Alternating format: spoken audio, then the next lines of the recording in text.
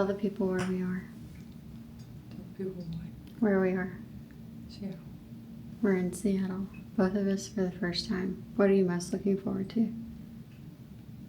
Food. Food. Clam chowder. Seattle dog. Seattle dog.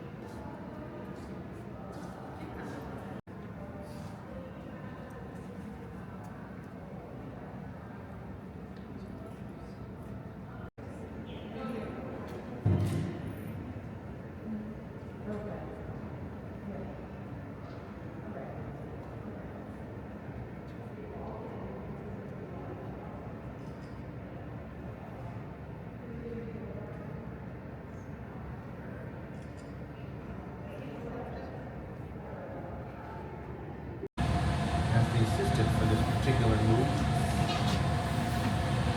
the punchy wants to be kind of tacky on the bottom, right? If it's too hot, it's not going to come off at the end when we want it to. And if it's too cold, it's not going to stick when we go to break it off with a blow by. So you'll know right away. There's no hiding that part. All right, ready? Okay, I'm ready. The glass is actually hot enough to crack when we put water on it. Crack the glass, tap the pipe, pop press.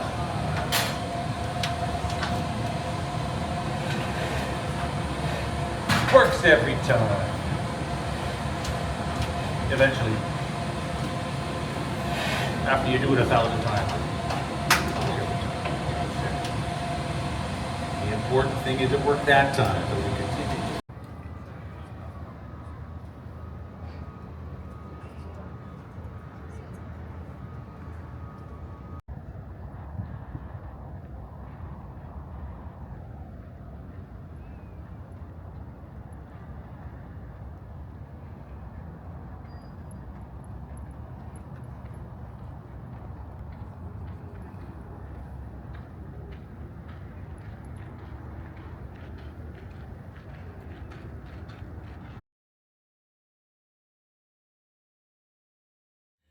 Hi guys, so today we went to the pier and the public market, and it was really cool, but unfortunately I completely forgot to film, so I didn't get any footage over there.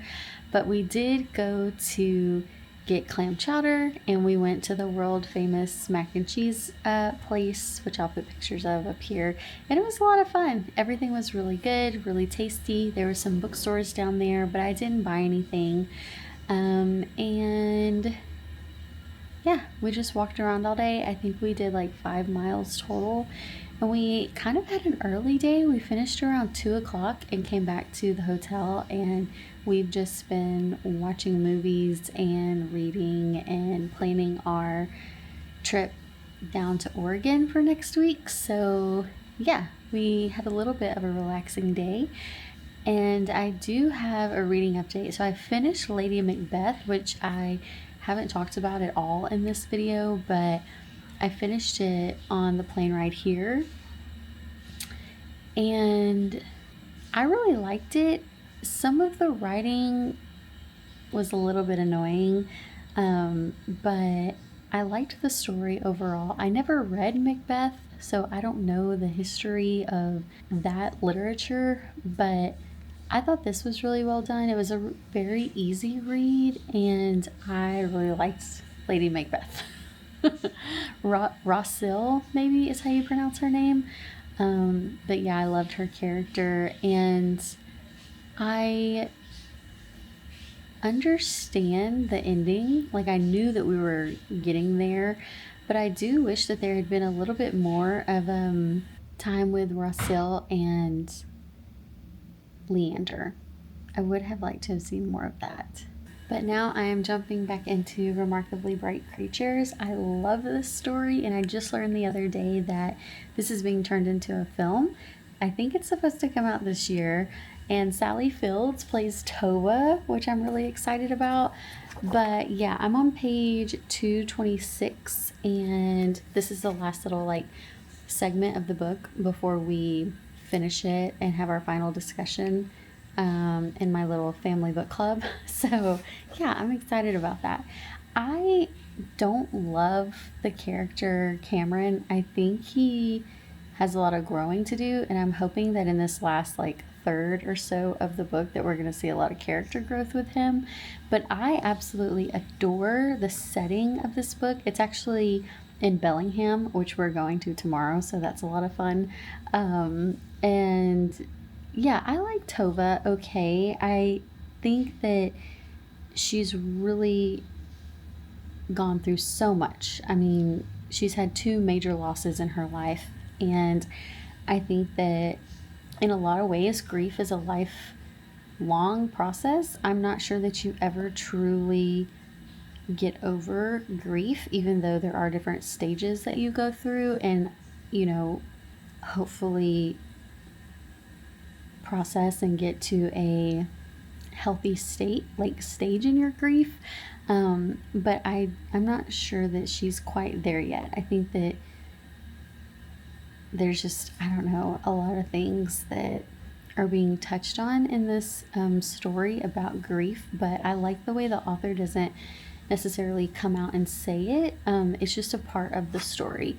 For example, how Tova feels about like talking to the people that she's lost, and her perspective on where they may or may not be, and how communicating with them seems kind of silly to her, and you know, visiting cemeteries and things like that, and different things that really honor our loved ones that have passed.